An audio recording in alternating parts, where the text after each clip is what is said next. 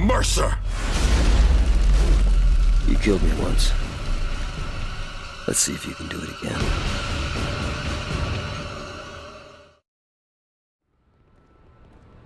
Hi everyone, I'm finally back with another Prototype 3 video. Today we're going to take a deep dive into some of the most well-known gameplay and story ideas that have been made by the fans of the series. We will see if they could fit in this hypothetical sequel, and if not, is it an alternative for them, all of which will be discussed here in this video. Now, before we begin, I want to quickly mention something first. So in my first video, there was a part where I said it's not a good idea to make ideas video about a future sequel. The main reason for it is that the developer will certainly not make the sequel in that video's direction, simply because by copying this person's idea, they would get accused of being unoriginal by those people who knew about that video. So basically in this instance, if you, I, or pretty much anyone made an ideas video for Prototype 3 and a lot of people like it, then there's a big chance Activision would not make the game like the video, or at least not exactly like it, because everybody would make fun of them for being a bunch of lazy fucks, right? Well, having said that, there's actually one advantage from this. We can totally talk about all the things that won't fit in with the sequel. So if somehow Activision decide to make Prototype 3 in the future, then hopefully they wouldn't put the game in any of these directions. This leads me to my main point, which is most of the idea I'm about to discuss are the things that will probably not work for Prototype 3. So for some of you, this video can be a little bit negative. But keep in mind that this is just my honest opinion about the subject. So don't take it too seriously if you think what I said is wrong or not aligned with your own ideas. Still, feel free to voice your own opinions in the comment section down below, and I will be sure to read all of them. So without further ado, let's get into the video.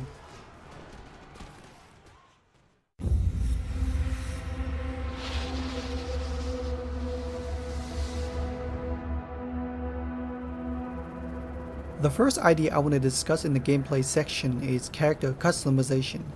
This is something that hasn't been brought up by a quite number of people. So the idea is, instead of having a designated appearance for your character like Mercer and Heller, you can customize your look at the start of the game. To me, this is actually not a bad idea at all, but there are some issues with it. First of all, since you can just consume anyone and become whoever you want to be in Prototype, there is not much point in having a character customization system in the game. From a psychological standpoint, I find the consume feature will greatly undermine this idea, because what is the point of spending your time on customizing your character when you would just transform into someone else anyway? Second of all, by not playing a designated character, it can be a bit tricky to connect this person to the lore. Cutscenes can be harder to make, and it also won't be easy to create a follow-up story for a customizable character in my opinion. My suggestion is that we could combine the consume and character customization feature together to make something that could fit in this game more. What I mean here is to have a normal main character like previous games, and while playing you can consume NPCs to gain their clothes, so you can have different outfits to choose from. Obviously this is not going to be as extensive as the previous system, but I think it would make more sense and would give more purposes for consuming civilians. Imagine Alex Mercer running around the city and killing people while wearing a dress. That would be fucking hilarious, right? Okay, the next thing I want to talk about is Traversal. There are two ideas that are related to this subject. First is web swing. Just like Spider-Man, you can swing around the city, but instead of shooting out web, you shoot out biomass as a string to last to a building. It would look kinda like the one in that Venom movie. At first, I actually thought this was a good idea and a great addition to the Traversal system, but then I realized its main problem, in which it will make Prototype feel way too much like a Spider-Man game. You know, I believe there are some things related to a certain character or franchise that should not be copied by others, because they are just way too goddamn iconic. Like the web swing from Spider-Man, or the thunderclap from Hulk for example. If you put this feature in Prototype 3, people would be like, hey look, it's Spider-Man with hoodie! Which is not the impression I would like to have, to be honest. An alternative idea I would like to suggest is to have an aiming system where you can aim anywhere on a building, so you can propel yourself to that spot using whip fist. The reason I want to have this feature is because oftentimes when you're traversing in the city, you are way too fast and miss the destination you are going to. By having this aiming system, you will be able to reach to that exact spot that you were planning to be. And although it wouldn't be as cool as web swing, it would differentiate itself enough from Spider-Man, while still retain some similarities to that franchise. The second idea on the traversal subject is wings, which gives you the ability to fly. I'll make this one quick. The answer is no, you cannot have wings in this game. The simple reason for it is because it will render the whole traversal system completely useless. There will be no point in jumping, running or gliding if you can just fly around the city. Maybe adding a dive bomb feature to extend the time you're in the air would be cool. But not straight up flying, okay? That's not gonna work at all. Alright, moving up to the next one.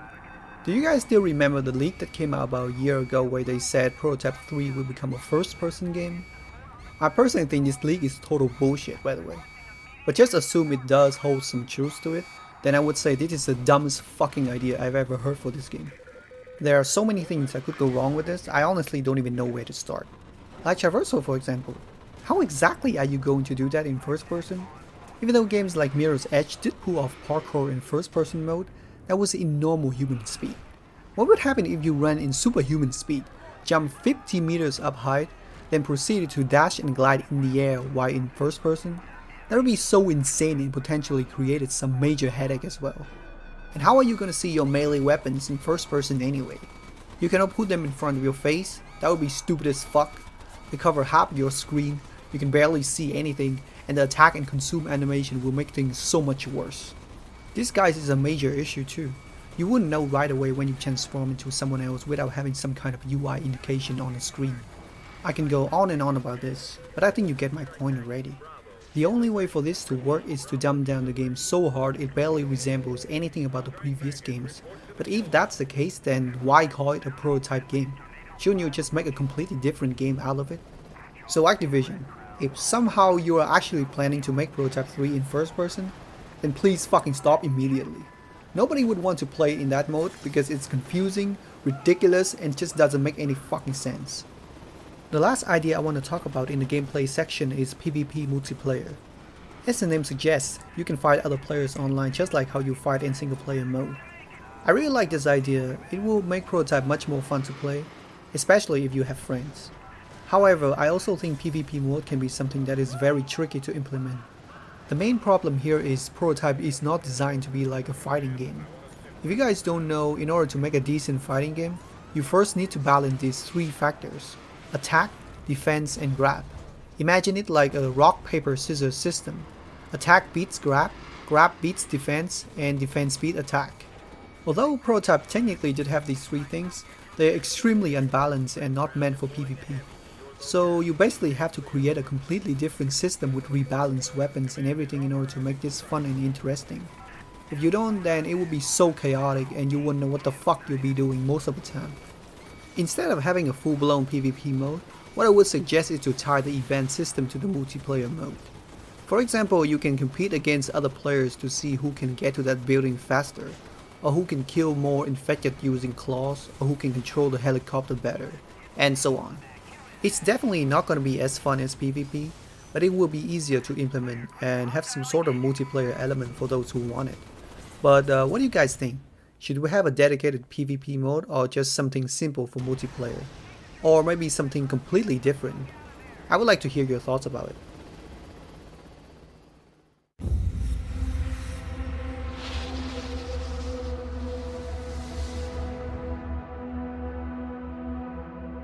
Alright, now on to the story. Let's start with something controversial, shall we? So I've seen a decent amount of people who have suggested that there should be a female protagonist for Prototype 3. Personally, I think this is one of the most unnecessary and pointless ideas for this game's story. Now, before some of you accuse me of being a sexist, let me explain. First of all, and this is what I have already pointed out, in a world where you can just consume and become whoever you want to be, whether it is a man or woman, why is it so important that the next protagonist for the sequel needs to strictly be female? Second of all, one of the weak points about the Prototype franchise, especially Prototype 1, is the main story. It wasn't absolute terrible or anything, but it did have quite a lot of jump cuts in between the story, which kind of forced you to figure out some of the plots on your own. Like the Supreme Hunter arc, for example. To this very day, some fans are still having debates about who it really is, because of the fact that the story didn't clearly explain this part, and created a lot of confusion. My point here is that since the previous story was already confusing as it was, shouldn't we choose a protagonist who had a strong tie with this storyline to further enrich it? Like Alex Mercer, James Heller, or even Pariah in a way. And you might be thinking, well, there are some female characters that had a strong tie with the storyline too. Which I kinda agree, so let's talk about them. There are two characters that are often brought up with this idea. First is Dana Mercer, the sister of Alex Mercer. A very good choice indeed, and I think she would become a great protagonist if the upcoming sequel we're discussing right now is Prototype 2. By that I mean they have missed their chance to do it. If you guys still remember, in the first game Dana got kidnapped by a leader hunter, and when Alex found out where she was, this weird looking hair woman said something along the lines of, "She's with us now." At that moment I thought Dana was about to become something much more crucial to the story, but nothing happened. She literally disappeared after that, and when she came back in Prototype 2, she was fine. There wasn't anything wrong with her at all. Basically, they have missed their mark by not correctly utilizing her in the second game. If Prototype 2's story was about Dana becoming the prototype and helping her brother getting out of trouble or something, then that would work out perfectly for her. Sadly, it didn't happen that way, so here we are now.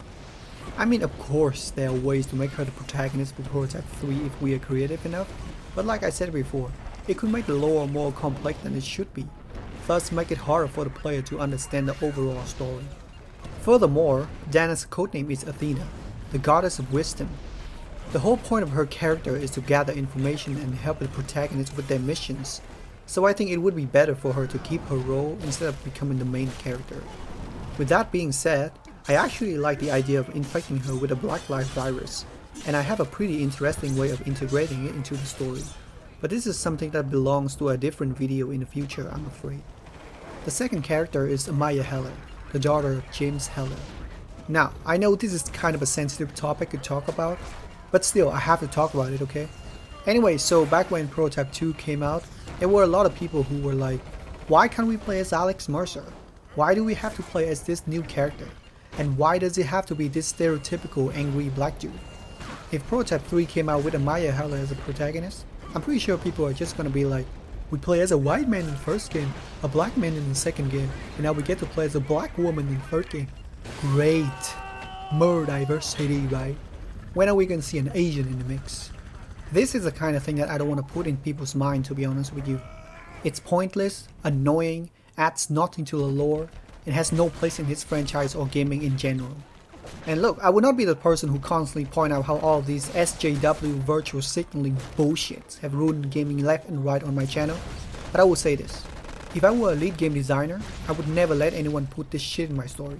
People play games to have fun and find an escape from real world's problem, not to be shoved back down their throat.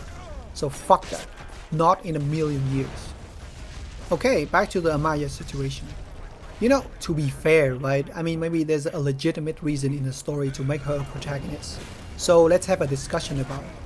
The biggest problem that kind of prevent her from being the main character here is her father, James Heller. Why would he under any circumstances let her turn into a prototype? He deeply cares about her and will do everything in his power to prevent the virus from getting into her body. Thus, the dude is like one of the strongest beings in the prototype universe.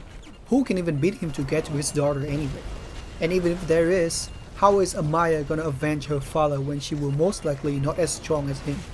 Are we gonna pull another Heller beat Mercer because of plot armor like in the second game?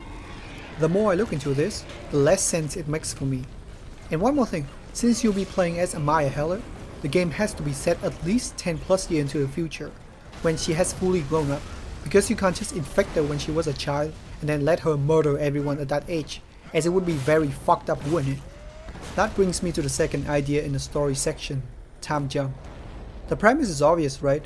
You have a time gap between the first and the sequel story. Like there's a 1 year time gap between Prototype 1 and 2. I personally don't think time jump would be a good idea for Prototype 3. If it's just a 1 to 2 years time gap, then that's fine. But if it's a massive one like 10 to 15 years or something, then we have a problem. The answer is simple, and I have addressed this earlier. Prototype story is already confusing for the most part, so when adding a big time jump like this, there are gonna be a lot of explanation to do, like the reason for the inactiveness of the virus during these years, technological advance, serious change in some characters, and so on. I'm not saying it's impossible to make it work. It just requires some very good writing in order to pull it off, which is not something I would bet my money on, to be honest, considering how they handled the story in the first 2 games. A story that is set in the near future after the ending of Prototype 2 would make more sense in my opinion. Okay, we now move on to the third and final part of this section. This is a major one, and probably the most important out of everything I've talked about so far. Every theory is about Alex Mercer's status. Let's start with the biggest one, the arms theory. Everyone knows about this already, right? Basically, James Heller severed his arms before consuming him, therefore Alex could regenerate himself just like in the first game. So here's my thoughts about it. Although I think this is definitely something that could be done in this universe, it also raises some pretty big question marks. First is the what if question. What if there weren't any kind of birds or crows that land on his hand for him to regenerate upon? And if there were, what if Heller unleashed those big ass tendrils and consumed those arms before the birds could even land on them? There would be no chance for Alex to survive, right? And that is not even the main issue here, okay? Let's say everything went well for Alex and he fully regenerated himself only from his arms. This basically just confirms the possibility of cloning in Prototype, which raises even more questions and can potentially create some major plot holes in the story. In case you forgot, not only did his hammer fist got severed, but his blade and whip fist also got severed as well. So you telling me if there were a bunch of birds land on each of these limbs, we will now have like 4 Alex Mercer running around the city? You can start to see the issue here, right? And not only that, if this is something he can do, then why does he have to directly fight Heller in the first place? Couldn't he just split his body and let his clone fight Heller for him, bypassing all this nonsense? Like those people who have had questions about why Alex didn't use his armor and muscle mass during the fight, for example. That's your answer right there. He split his power into 2, he kept those abilities for himself, and gave the rest to the clone. Problem solved. And that's not all, by the way. Let me ask you, what is the point of him creating all these white light and evolve if he could clone himself? He could just take out a chunk of his body, divide it into little pieces, find hundreds of birds or crows or whatever, then put these pieces in them, and bam! Alex now have a whole army made out of him. So why didn't he do that? The answer is simple, he couldn't, because if he could, this whole regenerate from his arms thing would be his least priority, as he has much better options to choose from instead of that. Or bedwriting, that works too. Anyway, let's move on to the next theory. This one's called inverted consumption. The idea is, although Alex was much stronger than Heller, he couldn't consume him from the outside because of his resilient DNA. So he pretended to lose the final fight and let Heller consume him, in order for Alex to consume him from the inside instead. This is one of the theories that doesn't make much sense to me. I think the people who brought this up kind of forgot about the fact that Alex Mercer has fought and consumed someone who was way stronger than him and had 40 years worth of virus evolution inside of her, and even she couldn't consume him back. So how can Alex do the same to Heller? That question alone kinda lays this theory to rest already, because I just can't find a logical way to circumvent this, unless someone can come up with another creative and never before seen theory to back this one up, which I haven't been able to do. So maybe you guys can help me keeping it alive by sharing your thoughts down below. I'm sure we can come up with something. We now proceed to the final theory of this subject, the Nuke Theory. So after the nuclear bomb event in the first game, Alex fully regenerated his body, but not far from there, a dark version of Alex was created using some of his leftover biomass, and this version was the villain we fought in Prototype 2 instead of the one we play as. I must say though, out of the 3 theories, this one probably holds the most weight. It explains the questionable behavior of Alex in the second game, and sets up a way for the real Alex to come back in Prototype 3. But even after saying that, I still don't really agree with this theory. This one kinda ties in with the clone idea from above. The difference, however, is each Alex Mercer now have their own mind and can act on their own free will. My problem here is that it just feels like a plot convenience to me, because it practically raises the same question as before. Since Alex got blown up to pieces, why there were only 2 existence versions of him? Why not 3, or 4, or 5, or even 10 Alex?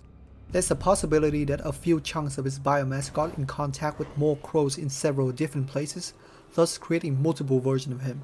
And maybe some other chunks fell into the ocean, got touched by some fishes, and turned them into 1,000 more Alex. You see, if you want to make this work, you have to at least create some rules to abide by. Like, is there a limit to his regeneration ability? Do the clones have the same memories as Alex, or they start out fresh? Because if not, then this shit can go out of control very easily. I personally don't support the concept of cloning in Prototype, because it's just gonna cause a lot of confusion to the players. Also, I want to turn your attention to this scenes where Alex was rebuilding himself for a moment. Did you see how all the biomass were gathering themselves into one place where the crow got consumed? It's almost as if once a victim was found, every other scattered pieces can find a way back and complete the regeneration progress, which means it won't create any clones at all. This is just my own observation and by no means the truth or anything, but I think it does make much more sense and will create way less hazard in the long run. There's one last thing I want to mention in the Nuke Theory. If you guys have read the prototype comic about what happened to Alex after the first game, you would know this theory wouldn't fit in with the story, because it disregarded the comic entirely. For those who haven't read it, after saving people from the bomb, Alex traveled around the world to find a reason to believe in humanity again, but he couldn't, as the people he met are selfish to each other and only care for themselves. The tipping point of the story is when Alex had feeling for this woman, but she also betrayed him, shot Alex in the face and stole his money. After this he was like, fuck humanity, I don't give a shit anymore, and Alex Mercer decided to take over the world. So because of it, the idea of an alternative version of Alex doesn't work for the obvious reason, and we can't really ignore what has happened in the comic either, since they are considered as canon to the lore. And if you argue that it wasn't canon because not everybody knew about it, then the clone issue still stands. At this point you might think, well, if you're just gonna debunk everything, must we accept that Alex is truly dead? No, of course not. Like I said at the beginning, this video only consists of things that won't work with Prototype 3. There are some people out there who had come up with much better theories than these. And I myself would love to make a full video about my own ideas for Prototype 3 like these guys, but I just don't think it's the right time for that yet. If you guys still remember, back in my first video I made a prediction about the future of this franchise. I said that in 2022 there's gonna be a remastered version of these two games, or at least an announcement for it. I based this on the release date of the Biohazard bundle in 2015. It was released 2 years after the PS4 and Xbox One, and since the PS5 and Xbox Series X came out in 2020, a remaster of some sort should come out in 2 years. Furthermore, 2022 also marks the 10 years anniversary of Prototype 2, which makes the perfect year for this franchise to come back. So if Activision are smart enough, they should be able to figure this out. If not, then we're fucked, I guess. But you know what would be funny though? With all of these harassment lawsuits that Activision are facing, imagine one of those dudes in their HQ is like, guys, I know a way to divert everyone's attention from these lawsuits, making Prototype 3.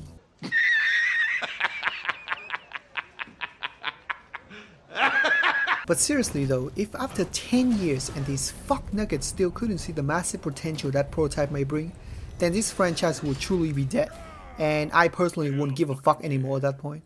But at the very least, I would be able to free myself from my paranoia and give you guys the Prototype 3 ideas video I've been planning from the very beginning of this channel, so I guess it's really not that bad. Oh, and one more thing, I almost forgot to mention this. About 2 months ago, there was this post from the Crash Bandicoot Twitter. If you look at the top corner of the picture, you can see the shadows of these two persons resemble a lot like Alex Mercer and James Heller. And not only that, but the Cortex in this picture was actually based on the one from Crash Tag Team Racing, a game made by Radical Entertainment, aka the developer of Prototype. So I don't know, maybe this could be the first hint for the comeback of this franchise, and that prediction of mine could come true after all. And finally, we have reached the end of the video. Thank you so much for anyone who have made it this far. I didn't expect it to be this long, but I hope you guys like it. I also want to say sorry for everyone who has followed me since the last video for my lack of upload. I was stuck in some serious real life bullshit and had no time for this channel. But upon reading some of your comments, I was able to motivate myself enough to finish this video, so a big thanks to everyone for helping me.